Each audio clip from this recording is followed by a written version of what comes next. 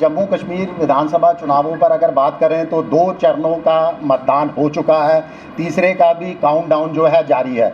जो जनता से इस समय जो संकेत मिल रहे हैं उसमें लगभग ये तय हो चुका है कि जम्मू कश्मीर में तानाशाही रवैये पर उतरी, मनमानियों पर उतरी, स्थानीय लोगों के अधिकारों का हनन कर रही बीजेपी का सूपड़ा साफ होना लगभग तय है और ये सिलसिला 1 अक्टूबर को होने वाले मतदान के दौरान भी जारी रहने वाला है और 8 अक्टूबर इसका गवाह भी बनने जा रहा है। ये बिल्कुल पूरी तरह से जो है जनता से पूरी तरह से हमें जो फीडबैक मिल रही है, जो जनता से इनपुट मिल रहे हैं। देखिए, शिवसेना का इन चुनावों को लेकर अभी तक किसी तरह की किसी भी पार्टी से, जम्मू कश्मीर की किसी भी स्थानीय या नेशनल पार्टी से किसी तरह का गठबंधन नहीं था। हमने अपने बलबूते पर अपने पक्ष प्रमुख माननीय उद्धव बाला साहब ठाकरे जी के निर्देशानुसार जम्मू कश्मीर की 12 विधानसभा सीटों पर जो है अपने प्रत्याशी खड़े किए हैं। उसके बावजूद जम्मू की कुछ ऐसी सीटें हैं जहां पर जो है हम चाहते हैं कि जो कांग्रेस के प्रत्याशी हैं वो हमेशा जम्मू के स्थानीय मुद्दों को लेकर हमारे साथ खड़े रहे हैं। हमेशा उन्होंने आवाज़ बुलंद की है, चाहे वो स्मार्ट मीटर का मुद्दा हो,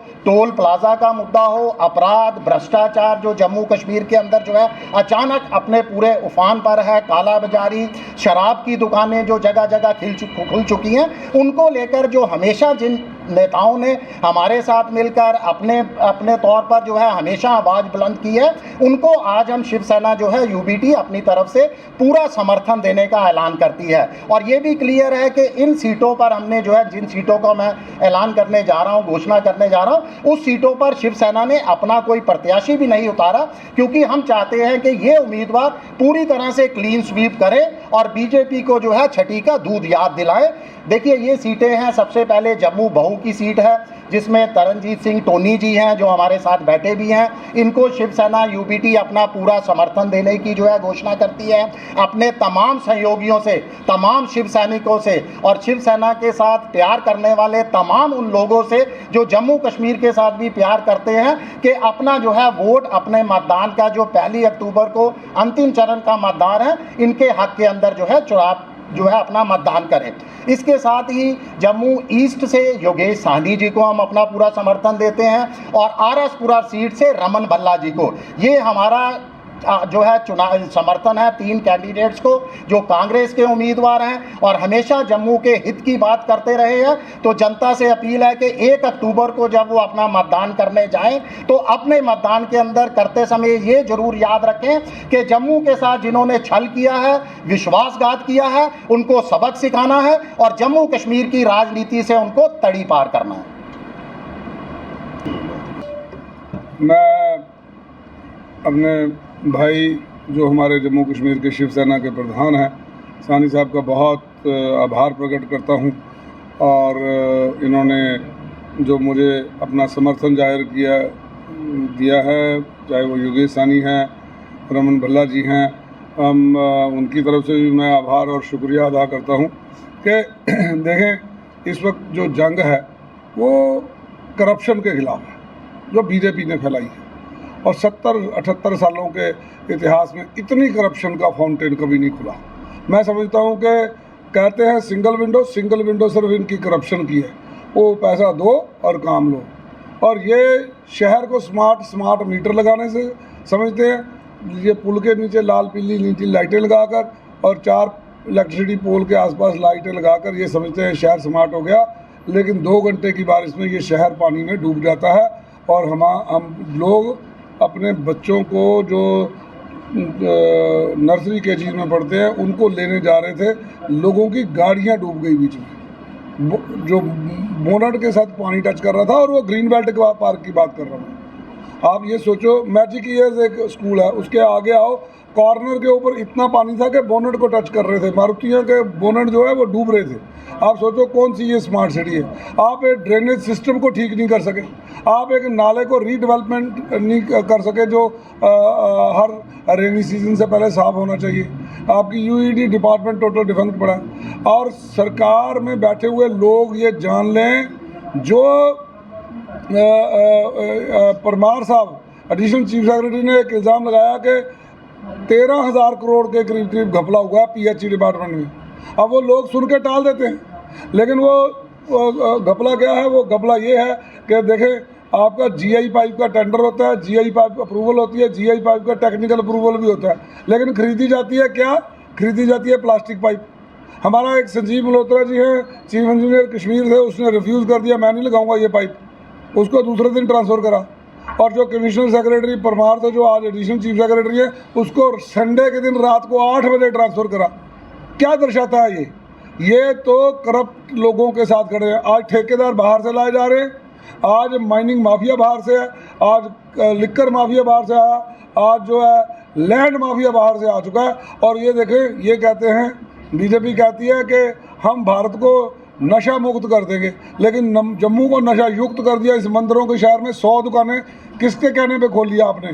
कि हम ऑपोजिशन में से तो किसी ने नहीं मांग की, इसका मतलब बीजेपी ने मांग की और बीजेपी ने माफिया को दिलवाई 100 दुकानें। और वो 100 दुकानें आप देखें, ये हमारे बहुत मान्यता वाला मंदिर है यहाँ जम्मू में, दूधाधारी मंदिर, उसके आसपास 4 दुकानें खोली इन्होंने। एक कानून है जो ये कहता है कि किसी भी रिलीजियस प्लेस या आप एजुकेशनल इंस्टीट्यूशन के 500 मीटर दूर जाके शराब की दुकान खोलेंगे, लेकिन जम्मू कश्मीर में माफिया की मदद करने के लिए बीजेपी की सरकार ने, जो डबल इंजन की सरकार है, दिल्ली से भी और जम्मू कश्मीर से भी, इन्होंने उसको अप्रूवल दिया कि ये कानून हटा दिया जाए।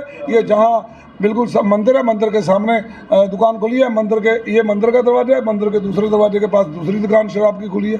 आप मुझे बताइए कौन सा आप बता रहे हैं? अच्छा, जब ये शराब की दुकानें बंद हो जाएं, आपके बच्चों के लिए ये कहते हैं हमने एक मॉल खोला है, रिलायंस मॉल, कौन सा, उसके बीच में से आपको बियर जो है वो ऑनलाइन आपके घर में पहुँच जाएगी।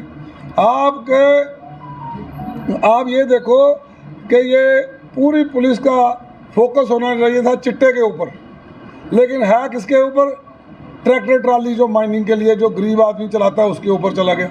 अब मैं पूछना चाहता हूं कि आज आप लोगों ने इस शहर को मतलब एक अनएजुकेटेड शहर साबित करने पे लगे हैं। हाँ, ऐसे लगता है कि जम्मू एजुकेशनली बैंकरप्ट है, हम लोगों को पढ़ाई आती नहीं, हम में से कोई पढ़ा लिखा नहीं, सारे वाइस चांसलर बाहर से लाके हमारे पर थोपे गए हैं और वो बैकडोर एंट्रियां करके सारे अपने लोगों को लगा रहे हैं बाहर से।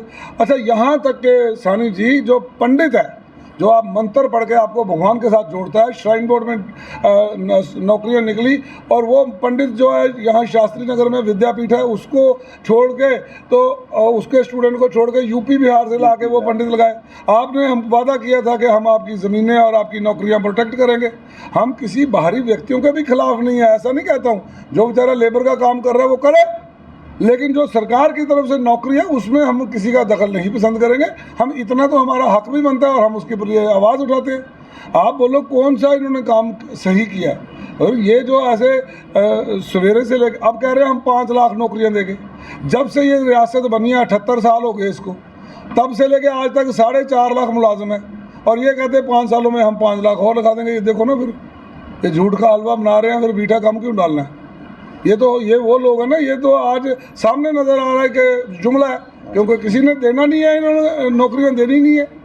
तो जिन्होंने वो बड़ा खूबसूरत शेर है कि जिसने कभी मच्छर नहीं मारा वो मरने जीने की बात करता है, जिसने कभी डेली वजर पक्का नहीं किया वो पक्की नौकरी देने की बात करता है। तो सोचे ये कितना झूठ है। ये तो सरासर सामने झूठ पे हाथ तुले हैं। तो मैं समझता हूँ कि सानी जी ने बड़ा अच्छा फैसला किया। मैं तो कहूँगा पूरी रियासत भर में हमको सपोर्ट करें, अलायंस कैंडिडेट्स को सपोर्ट करें, ताकि जो है हम मिल के इनके खिलाफ एक जंग लड़ सके। यूनियन टेरिटरी है, सरकार बनने के बावजूद भी क्या एलजी काम करने देंगे? आपको क्या लग रहा है? ये देखें, इनको पता है इनकी सरकार नहीं आ रही, इसीलिए तो इन्होंने हमारी ये पावर एमएलए की नहीं है जो छीनी गई है, ये लोगों की पावर है। जनता के वोटों के ऊपर डाका डाला गया है कि अगर आप वोट लेके हमको दूसरे बन भी जाएंगे तो हम आपको काम नहीं करने देंगे। ये धमकी है।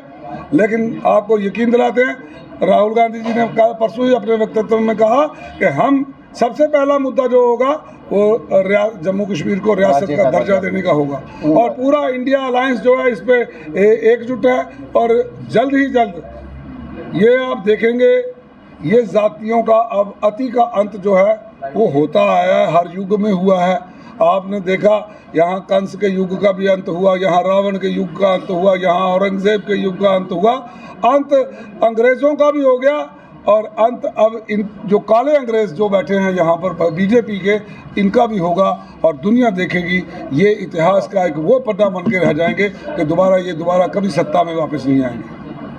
देखिए, बिल्कुल ये विचार ही इनके आपने सुने और यही हमें इन विचारों ने मजबूर किया है स्थानीय लोगों के ऊपर, जो इन्होंने आवाज़ बुलंद की है। बहुत अच्छी बात की कि जम्मू जिसको मंदिरों का शहर कहा जाता था, आज मदिरा का शहर बन चुका है। हमने अपने युवाओं को बचाना है। तो एक बार फिर अंत में मेरी अपील है कि तमाम मतदाताओं से, तमाम जो 1 तारीख को जो है इन कॉन्स्टिट्यूंसी के अंदर वोट करने जाएंगे, इन लोग के जो है हक के अंदर वोट करें और अपने जो है अधिकारों की बहाली की गारंटी पाएँ। सब जगह मैं पहुंच नहीं पाया आपके पास। मेरी एक विनती और अपील है सभी वोटर्स के और सपोर्टर्स के पास, काइंडली मैं जहां नहीं पहुंच पाया मुझे क्षमा करेंगे। मैं रात को 2, ढाई, 3 बजे सोकर सवेरे 5:30 बजे उठ के दोबारा तैयार हूं और चला हुआ हूं, लेकिन दिन में 22 किलोमीटर भी चला हूँ डोर टू डोर कैंपेन के लिए, लेकिन फिर भी मैं बहुत जगह नहीं पहुँच पाया। आप मेरी आवाज़ सुनकर, अपना छोटा भाई बेटा मानकर आप मुझे समर्थन करें, मुझे वोट दें और सपोर्ट करें, ताकि आपको मैं ये बता दूं कि बाहू कॉन्स्टिट्यूंसी को में एक नया तरक्की का इतिहास लिखा जाएगा। 90 कॉन्स्टिट्यूंसीज़ में एक कॉन्स्टिट्यूंसी चीफ मिनिस्टर की होगी, लेकिन बाहू कॉन्स्टिट्यूंसी उससे भी बेहतर होगी, ये मैं वादा करता हूँ।